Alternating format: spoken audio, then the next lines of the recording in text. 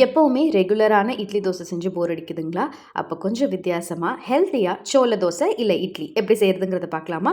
1.5 cup அளவுக்கு வெள்ளை சோளம் எடுத்துக்கோங்க. இது கூட 1/2 கப் அளவுக்கு இட்லி அரிசி சேர்த்துக்கிட்டு 1/4 கப் அளவுக்கு நீங்கள் உளுந்து, ஒரு 1/2 ஸ்பூன் அளவுக்கு வெந்தயம், இது எல்லாத்தையும் ஒன்றா சேர்த்து ஒரு 4 to 5 மணி நேரம் ஊற விடுங்க. நான் இன்னைக்கு தோசையாக தான் செய்ய போகிறேன். அதனால எங்கள் வீட்டுக்கு ஏற்ற மாதிரி கம்மியாக நான் ஊற வச்சுக்கிட்டேன். இப்போ நான் இதை மிக்சியில் ஆட் பண்ணிவிட்டு தேவையான அளவுக்கு உப்பு சேர்த்து நல்லா அரைச்சி எடுத்துக்கிட்டேன். நான் இட்லியாக செய்ய போகிறதில்ல, தோசையாக செய்ய போடுறதுனால அந்த மாதிரி கன்சிஸ்டன்சியில் எடுத்துக்கிட்டேன்.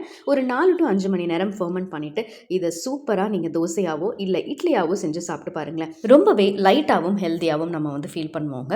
சோளத்தில் ப்ரோட்டீன், மெக்னீஷியம், B12, நார்ச்சத்து இதெல்லாம் அதிகமாக இருக்குது. ஆல்சோ இது லோ கிளைசமிக் இண்டெக்ஸ் ஃபுட்டும் கூட.